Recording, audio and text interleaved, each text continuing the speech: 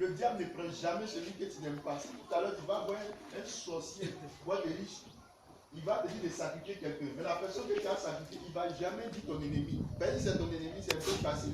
Il faut tuer ton ennemi pour que tu sois riche. C'est facile. C'est ça, non? Mais si on dit qu'il faut tuer ta fille, il faut tuer ta maman, il faut tuer ton papa, est-ce que ça là c'est facile? Et remarquez bien, tous ceux qui vont vendre leur âme au diable, s'il y a quelque chose de difficile qu'on leur demande de faire. Et puis, il faut voir l'information, ceux qui tentent de vendre leur âme au diable, ce n'est pas tous qui réussissent. Dans l'instant où ils sont en train de vendre leur âme, il y a beaucoup qui meurent. On nous rendait le témoignage de certaines personnes pour devenir des grands artistes, pour bien chanter, pour être reconnus. On dit, il va aller dormir au cimetière dans 5 œils. Ça va dire que c'est facile. Bon, on dit, vous partez, celui qui va vous mettre dedans, il va fermer. Il ferme et puis on pèse 2 trous et tu respires. On pèse 2 trous et puis on s'en va, on te laisse là la nuit, dans le cimetière. Est-ce que ça là, c'est facile? C'est pas facile. Dans le cercueil, il y a des gens qui ont mouru dedans.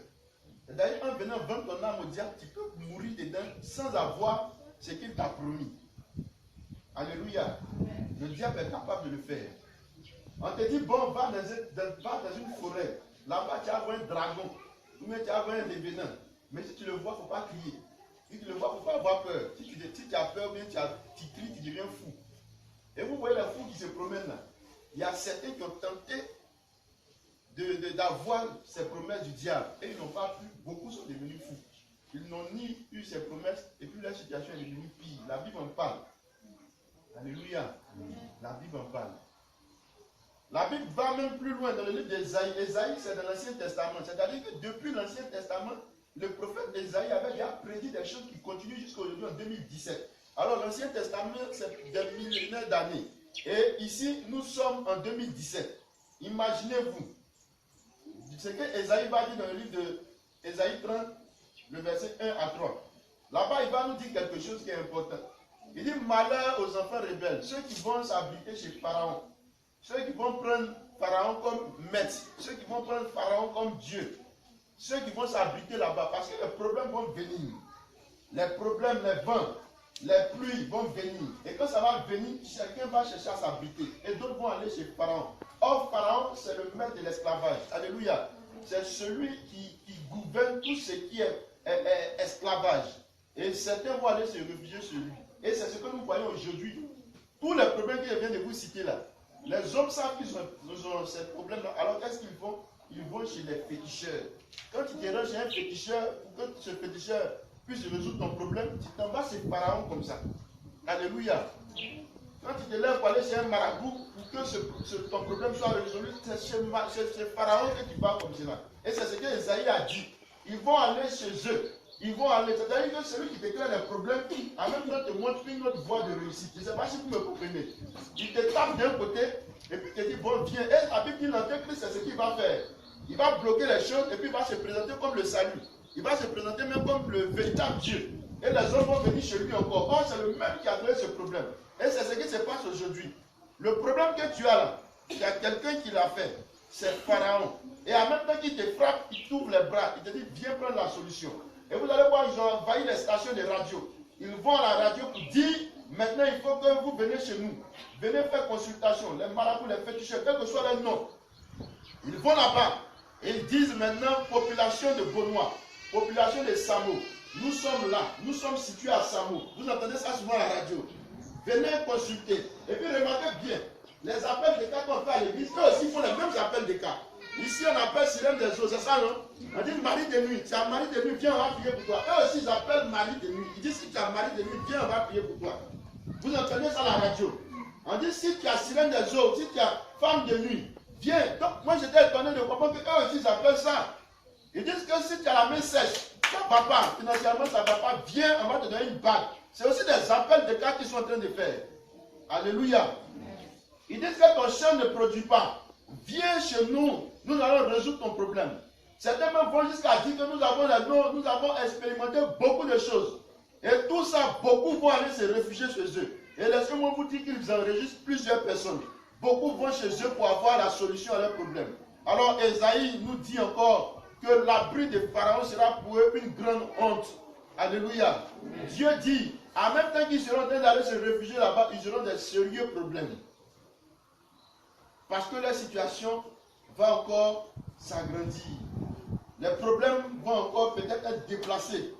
Si aujourd'hui, tu as palu, que quelqu'un vient et te guérit de palu, et puis te donne un typhoïde, est-ce qu'il a fait quelque chose? Non, attends, de vous à moi, est-ce qu'il a fait quelque chose? Non. Il donne le voit encore pour qu'il guérisse fièvre typhoïde, il enlève fièvre typhoïde, il te donne sida. Est-ce qu'il a fait quelque chose? Est-ce qu'il a fait quelque chose? Il n'a rien fait. Et c'est ce que les féticheurs, ceux-là font. Ils déplacent le problème. Je vais vous rendre un témoignage bien clair. Le message ne sera pas long. Je vais vous rendre un témoignage qui est bien clair. J'ai un parrain, quelque part, un homme, il me rendait ce témoignage. C'est mon propre oncle. Il disait qu'il avait des problèmes quand il était étudiant. Ça n'allait pas. D'abord, même pour avoir le bac, il a fait le bac 3 à 4 fois comme cela. C'était difficile. Et c'est là qu'il allait voir un féticheur, un marabout quelque part à Numambo là. Et quand il est arrivé là-bas, le marabout lui a dit, bon voilà les sacrifices que tu dois faire, voilà tout ce que tu dois faire et tout ça. Il dit, il n'y a pas de problème. Et pendant ce temps qu'il allait voir le marabout, quand il a fini le marabout, il allait voir un frère Christ. Il allait voir un chrétien. Il cherchait tellement la solution que pour lui, il faut aller partout. Voir marabout, voir telle personne, il partait partout. Il a fini le marabout, il allait expliquer son problème à un chrétien. Et le chrétien va l'envoyer chez son pasteur. Le pasteur, il n'a pas dit au pasteur qu'il est passé chez marabout. Il va dire au pasteur ses problèmes. Le pasteur va lui donner un passage. Ils vont prier. Ils vont prier et il va lui donner un moment de jeûne. Donc pendant ce temps, il a allié tous ses pouvoirs à la fois pour avoir la solution à son problème. Mais regardez ce qui va se passer. Et il va encore chez le marabout. Une autre fois, le marabout lui dit, mais c'était pas facile. Le marabout lui dit, mais c'était pas du tout facile. Et le marabout maintenant va lui expliquer spirituellement ce qui s'est passé. Le marabout dit effectivement, c'était les sorciers qui l'ont bloqué en fait. Il a vu son âme quelque part. Et puis autour de son âme se trouvaient en tout cas des murs. Ils ont mis des filets, ils ont mis en fait toutes sortes de choses pour que lui, il soit bloqué. Est-ce que vous me comprenez? Maintenant, il dit, lui, le féticheur, il est arrivé là.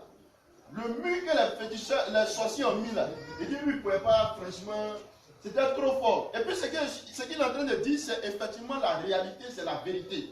Il y a des féticheurs qui ne peuvent pas surpasser le pouvoir de certains sorciers. Il y a des sorciers, quand ils se sont levés contre ta vie, quel que soit le féticheur que tu as allé voir, ils sont puissants. Est-ce que vous comprenez?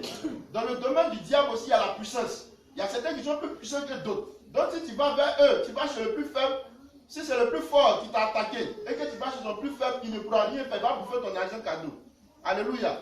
Donc quand il est arrivé, le marabout, il dit qu'il est arrivé spirituellement, le mur que les sorciers ont fait, et ce qu'il a vu, il dit franchement, c'était trop fort pour lui.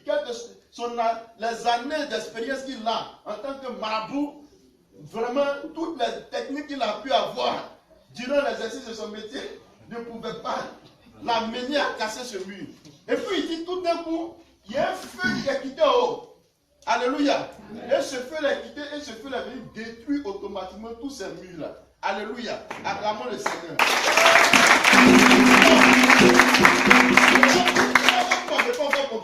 En fait, il allait voir Dieu. Il allait voir un homme de Dieu après avoir vu le marabout. Le marabout était en train de lui dire tout simplement que moi-même mes forces étaient limitées par rapport à ce que tu avais comme problème. Moi, je ne savais pas que c'était un problème comme ça que tu avais. Mais il dit le feu qui est venu là, que lui n'a jamais vu ça aussi. Et que ce feu-là, c'est ce feu-là qui était capable de détruire ce que eux, les sorciers, ils avaient fait. Et le marabout va finir pour lui dire, je vous dis la vérité, le marabout va finir pour lui dire, mon frère, va à l'église. Alléluia.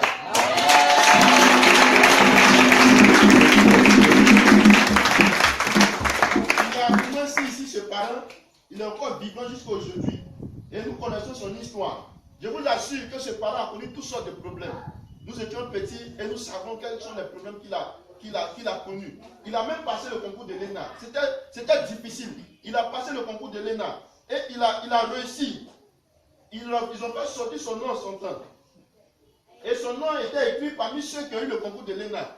Mais pendant ce temps, il était au village. Il était à Zagué. Et les résultats sont sortis à Abidjan. Et laissez-moi vous dire, c'est bizarre. Les résultats sont sortis à Abidjan. il a zagué, il n'est pas au courant que les résultats sont sortis. Alors tous ceux qui ont réussi au concours, il y a un jour, il y a des délais qu'on donne pour vraiment faire des entretiens avec ceux qui ont réussi à l'ENA. Et lui, il a zagué, laissez-moi vous dire qu'il a perdu vraiment l'orientation du temps. Il a vraiment perdu tout ça et il n'était pas informé qu'il devait aller à Abidjan pour recevoir ça. Et c'est le jour du délai final là, c'est là on va lui dire que le concours, quelqu'un va lui dire maintenant que les résultats sont sortis à longtemps. Et c'est là le lendemain, il va courir pour aller à l'ENA. Vous entendez ce qu'il dit? Et le directeur de l'ENA va lui dire que monsieur, c'est fini, c'est pas possible. Que nous avons, il y a eu des retardataires, tout ça, on a ajouté des jours encore pour des entretiens. Attendez l'année prochaine pour un autre concours. Alléluia. Il a coulé des larmes. Il a coulé des larmes. C'est pour vous dire que quand les esprits sont déchaînés contre vous, franchement, si les féticheurs, les marabouts, eux-mêmes qui rentrent dans le spirituel, disent qu'ils ne peuvent pas résoudre vos problèmes, comprenez que ce n'est pas un homme quelque part ici qui pourra faire quelque chose. Parce que le spirituel n'obéit pas au physique. Alléluia. Ce n'est pas l'argent. Quelqu'un peut avoir beaucoup d'argent et puis être spirituellement pauvre. Quelqu'un peut avoir beaucoup d'argent et puis spirituellement être faible. Voilà pourquoi vous allez voir que beaucoup d'hommes politiques, pour atteindre un grand niveau, au niveau de la politique, sont obligés de se protéger. Alléluia. Ils sont obligés de faire recours à quoi? À des puissances ténébreuses. Parce qu'ils savent que tu ne peux pas être, par exemple, tu ne peux pas être député, par exemple, dans ta localité, avoir beaucoup d'argent, ou bien être maire quelque part dans ta localité, et puis ne pas avoir une protection. Ce n'est pas possible.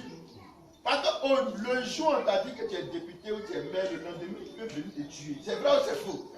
Il peut venir te tuer. Maintenant, toi, tu as réussi là. C'est pourquoi. Donc voilà pourquoi vous allez voir que beaucoup d'hommes politiques sont obligés d'aller voir souvent même des pratiques, de prendre des pratiques, de faire des pratiques pour avoir une protection. Alléluia. Mais certains sont en train de vendre leur âme dans ces situations-là. Et nous disons que ces personnes sont dans des problèmes. Alléluia. Tu as besoin du sacrifice de Jésus-Christ.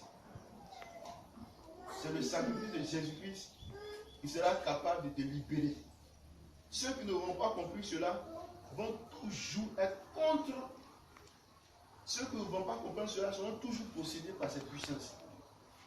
Voilà pourquoi vous allez remarquer que les programmes d'évangélisation sont beaucoup attaqués. Tout ce qui s'est passé les 2 jours, c'était des attaques. Vous savez pourquoi c'était attaqué? C'était attaqué tout simplement parce que la vérité allait sortir.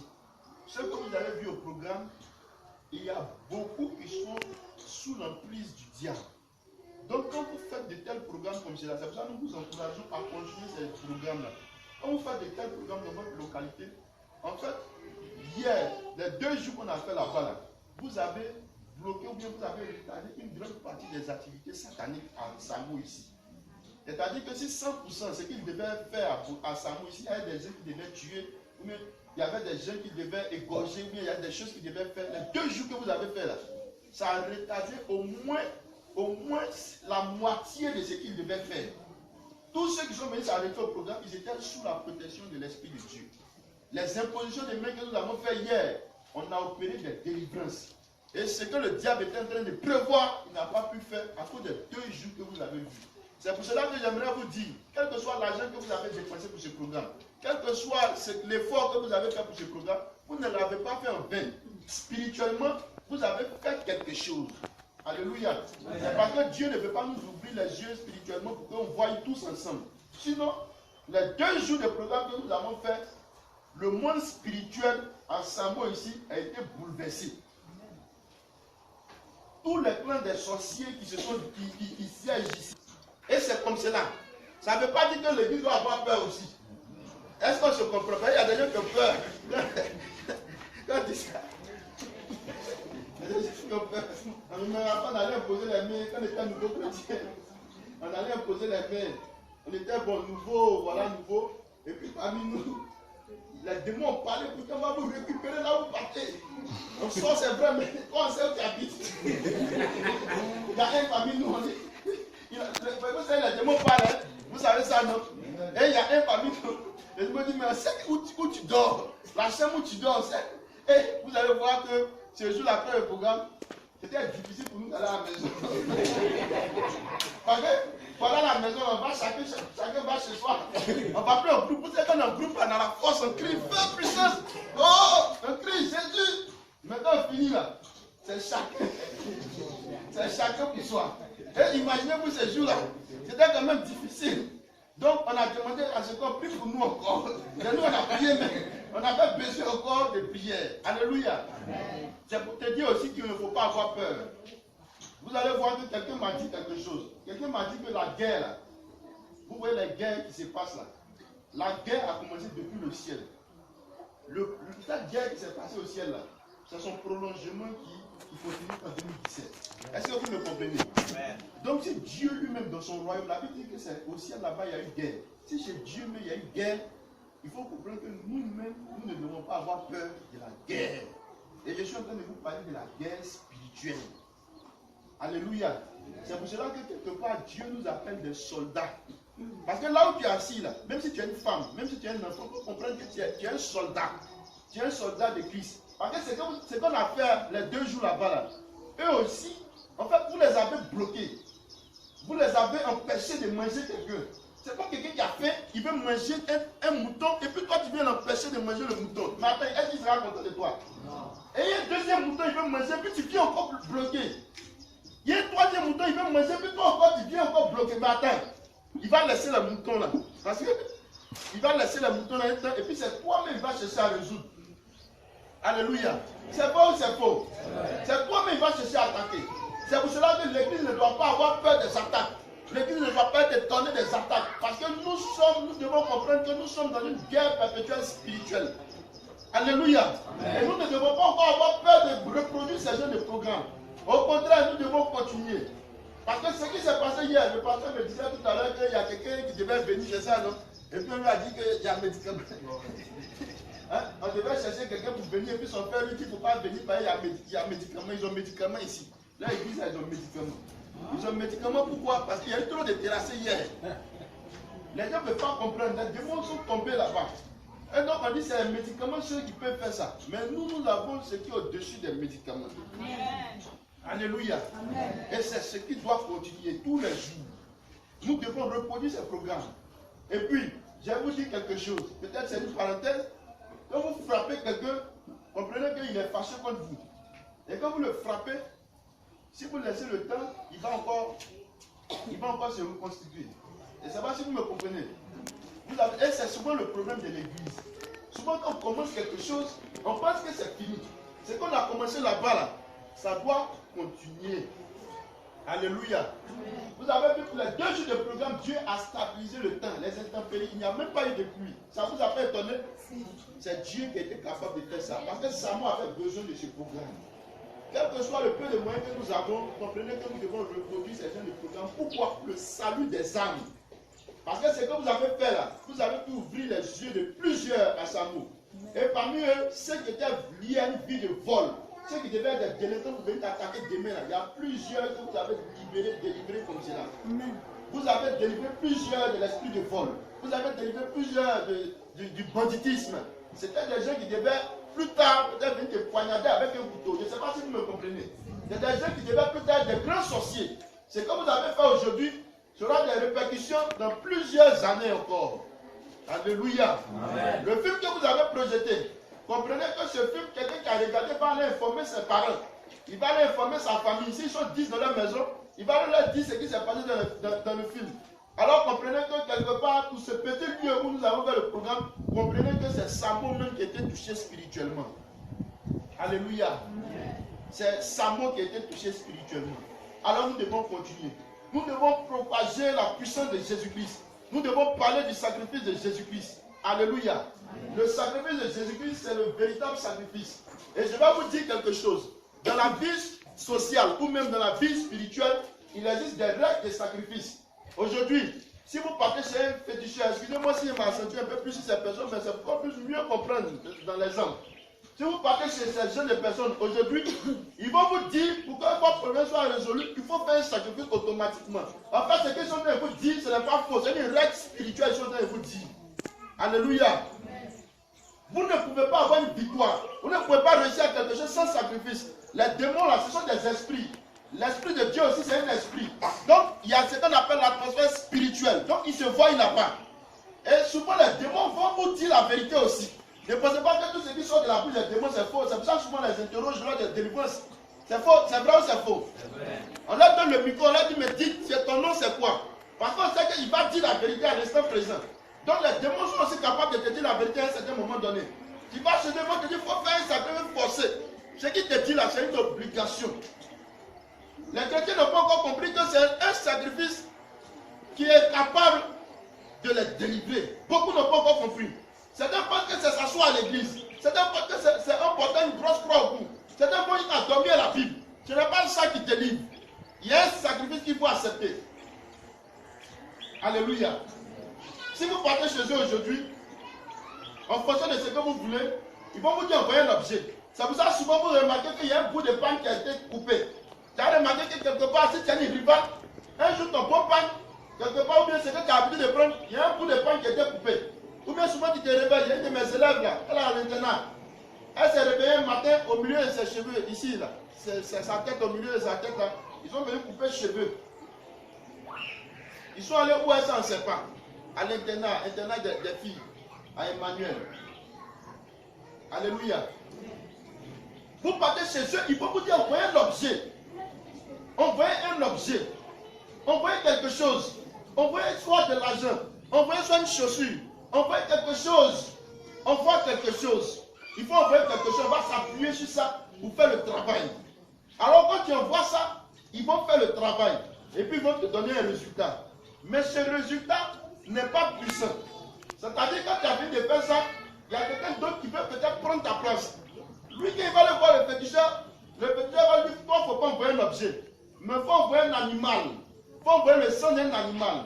Et vous allez voir que le travail qu'on va faire pour celui qui a apporté le sang d'un animal, son travail sera au-dessus de celui qui a apporté un objet. Pourquoi?